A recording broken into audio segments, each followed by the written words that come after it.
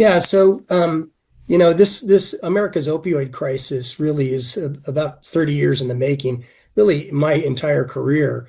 It began with really making opioid use really promoting opioid use and chronic opioid use was safe and a modern way to treat pain. And we had pain as a fifth vital sign.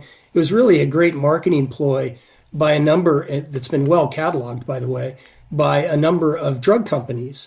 And Big Pharma owns both our media and our medical science. 89% of all scientific journal articles are sponsored by Big Pharma as well. But they also sponsor all media. So when you watch a news channel, you'll notice that they're all drug company advertisements during those broadcasts. But the narrative that Big Pharma likes to promote is our opioid crisis is really the fentanyl problem. And coming across the border and coming from China, it's fentanyl that's the problem. That's the opioid crisis. Fentanyl is actually the sequel to the opioid crisis. The prequel, the origin of the problem is actually our rampant overprescribing of opioids in America compared to the rest of the world. The rest of the world treats opioids much more respectfully. They do not use opioids nearly as often as we do, and there's some great studies about that. But I'd like both Mike and Doug and Mike to talk about more stats regarding this and how Big Pharma is kind of influencing this narrative as we go. Thank you. Go ahead, Doug.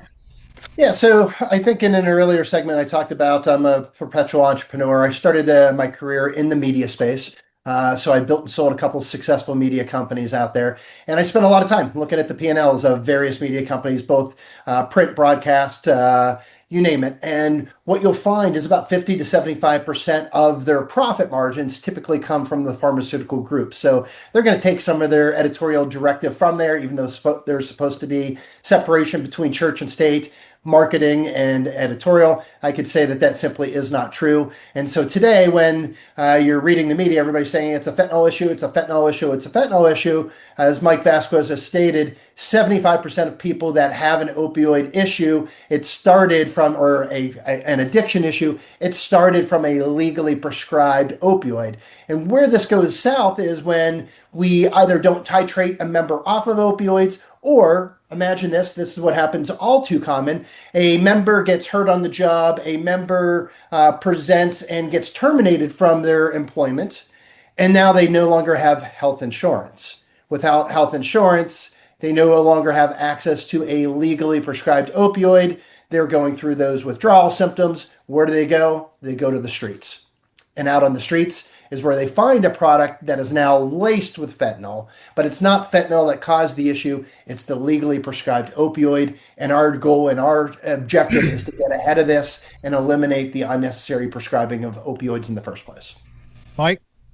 Yeah, even I'll drill down on one of those interesting statistics, because not that fentanyl, this isn't under emphasize the impact of fentanyl, because it has been, but a lot of those impacts have been through illicit use, because a lot of people, even the physicians and the hospitals I talk to every day, don't realize that there are hundreds of opioids out there.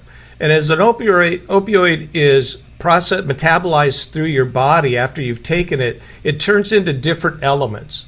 So when you do a pathology test, you're looking for those elements